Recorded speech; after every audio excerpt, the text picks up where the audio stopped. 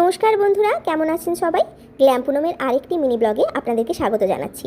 তো যারা যারা আমার চ্যানেলে নতুন, অবশ্যই আমার চ্যানেলটিকে সাবস্ক্রাইব করে দিন এবং পাশে থাকা বেল আইকনটি প্রেস করতে ভুলবেন না, যাতে যখনই আমি ভিডিও ছাড়বো প্রথমে আপনাদেরকে নোটিফিকেশান পৌঁছে যাবে।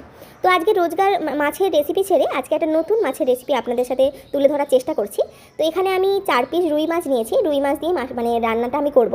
তো এখানে ভালোভাবে মাছগুলো ধুয়ে নিয়েছি এবং ধুয়ে নিয়ে প্রথমেই তো জানেনই আপনারা, মাছ ধোয়ার পর প্রথমে ভাজার আগে কাজ হচ্ছে নুন হলুদ ভালোভাবে ওটাকে মাখানো, যাতে মাছটা ভাজার সময় কালারটাও ভালোভাবে আসে এবং তেলে দিলে যাতে সহজে তেলটা না ছিটকোয়। তো এখানে আমি ভালোভাবে মাছটাকে মাখিয়ে নেব এবং মাছ মাখানো শেষ হওয়ার পর এটাকে আমি যে মশলাটা দিয়ে তৈরি করব সেটা আপনাদের সাথে শেয়ার করব।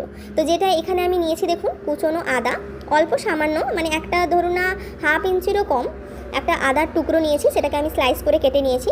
আর 8-10টা হবে না, 6-7টা হবে ধরুন না কাউন্টিংয়ে রসুন, ওটাকে আমি ভালোভাবে ঝিরিঝিরি করে কুচিয়ে নিয়েছি। এবং তো এরপরে ওর মধ্যে আমি কাশ্মীরি রেড মির্চ দিয়ে দিচ্ছি। এমনি লঙ্কা গুঁড়ো দেবো না, যে কারণ কাঁচা লঙ্কাগুলো প্রচুরই ঝাল, তো বেশি ঝাল হয়ে যাবে যদি এমনি সাদা লঙ্কা গুঁড়ো দিই। তো এবার আমি এর মধ্যে দিয়ে দেবো একটু হলুদ, সামান্য হলুদ। এবার এই মিশ্রণটিকে আমি গ্রাইন্ড করে নেব। তো এর জন্য আমি একটা মিক্সিং বোল নেব। মিক্সিং বোল নিয়ে তার মধ্যে যে এই কুচনো মশলার মিশ্রণটা, এটাকে ভালোভাবে দিয়ে গ্রাইন্ড করে নেব। তো দেখুন বন্ধুরা, আমি মশলাটাকে দিয়ে দিয়েছি এবং গ্রাইন্ডটা করে নিয়েছি।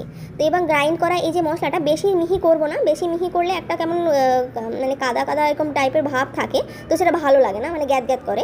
তো একটুখানি হালকা হালকা থাকবে আষ্টে টাইপের, এরকমভাবে রেখে এটাকে আমি ভালো করে করে নেবো, গ্রাইন্ড করে নেবো। তো দেখুন, এটাকে আমি এবার একটা পাত্রের মধ্যে, একটা বাটির মধ্যে ভালো করে করে নিয়েছি এবং এই মিক্সি যে মশলাগুলো লেগে রয়েছে ওটা ফেলে দেবো না, ওটার মধ্যে জল দিয়ে ওটাকে ভালোভাবে রেখে দেবো, কারণ মশলা কষানোর পরে তো একটু জল দিতে লাগবে, তো এই জলটা ওখানেই ব্যবহার করব। তো এই মশলার মধ্যে নতুন একটা জিনিস, দেখুন, এটা হয়তো আপনারা কখনো ব্যবহার করেনি, আমচুর। এই আমচুরগুলো এর মধ্যে দিয়ে দেবো যাতে টেস্টটা ভালো লাগে। তো যারা এই রেসিপিটা যারা হয়তো মাছ খেতে ভালোবাসে না, তাদেরকে যদি এই রেসিপিটা করে দেন, এবং যাদের মুখ খারাপ, ধরুন জ্বর টর হয়েছে, মুখ খারাপ কিরকম একটা লাগছে, তাদেরকেও যদি এই রেসিপিটা করে দেন, পুরো আঙুল চেটে খাবে, বিশ্বাস করুন। এবার দেখুন, কড়া গরম হয়ে গেছে, কড়াতে আমি গরম তেল দিয়ে দিয়েছি। তো তেল দেওয়ার পর এবার এর মধ্যে এক এক করে এই যে মাছগুলো রেখেছিলাম, এই মাছগুলোকে আমি ভেজে নেব। মাছগুলো ভাজা হচ্ছে। তো এগুলোকে হালকা করে ভাজলে হবে না, যেমনভাবে মাঝে মাঝে তো আমরা মাছের ঝোলে হালকা করে ভেজে দিয়ে দিই, তো এগুলোকে হালকা করে ভাজলে হবে না, একটু ভালোভাবে কড়া করে একটু উল্টে পাল্টে লাল লাল করে ভাজতে হবে, যাতে মাছটা ভালোভাবে ভাজা হয়, ভেতরটা একটু কাঁচা না থাকে। তো দেখুন, উল্টে পাল্টে আমি ভালো করে মাছটা ভাজছি, আস্তে আস্তে মাছটার মধ্যে একটা সোনালি রং ধরতে শুরু করেছে। তো এবার মাছটাকে আমি উল্টে পাল্টে আরও একবার উল্টে পাল্টে দিয়ে এটাকে তুলে নেব। তো বন্ধুরা, আপনারা কে কী মাছ খেতে ভালোবাসেন অবশ্যই যদি পারেন কমেন্ট করে জানাবেন, আর যদি কোনো নতুন রেসিপি আমার কাছ থেকে দেখতে চান অবশ্যই জানাবেন। তো আমি অবশ্যই চেষ্টা করব আপনাদের কাছে তুলে ধরার। তো দেখছেন, এখানে আমি মাছগুলোকে তুলে নিচ্ছি। এবার ওই যে তেল, আর বেশি তেল দেবো না, ওই যে তেলটা দিয়ে আমি মাছটা ভেজেছিলাম, ওই ভাজা তেলের মধ্যেই আমি যে মশলাটা রেডি করেছিলাম ওই মশলাটাকে দিয়ে দেবো। এবার ওটাকে ভালোভাবে একটু কষাতে হবে।